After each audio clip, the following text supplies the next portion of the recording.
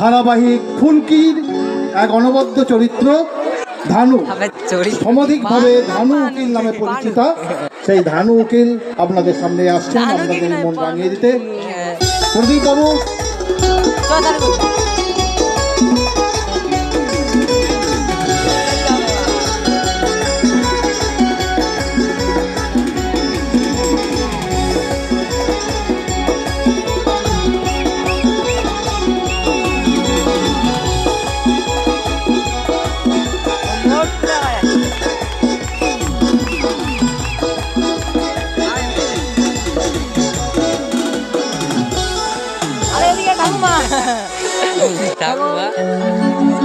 अबे लाइटটা বন্ধ কর ইশারা ले बड़े আর নিচে নেবে না তুই ছেড়ে দিলে সুন্দর করে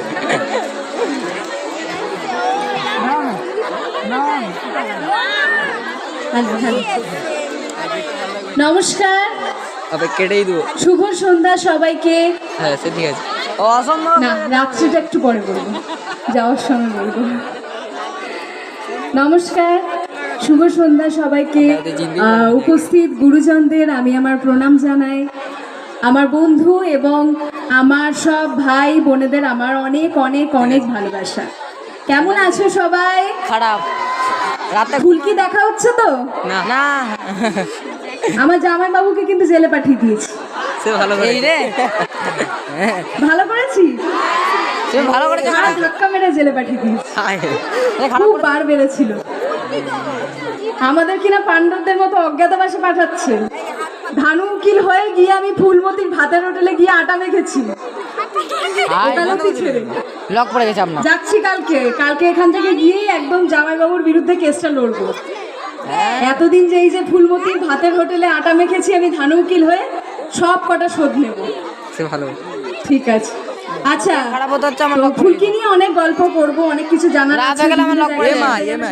বলে যে একটু বেশি অভিযোগ থাকে আমার জামাইবাবুকে নিয়ে, আর আমাদের বাড়ির লোকেদের অবশ্যই একটু বেশি ভালোবাসে। তো ঠিক আছে, আজকে ফুলকি সিরিয়ালের গল্প অবশ্যই শোনাবো। তার আগে একটু তোমাদের থেকে জানবো কেমন আছো। ফুলকি ভালো লাগছে সবার? না ঠিক আছে, অবশ্যই দেখবে। এখনো আরো অনেক অনেক অনেকটা দূর আমাদের চলতে হবে। সবে এখন 2 বছরের পথে যাচ্ছি আমরা, আরো অনেক দূর চলতে হবে।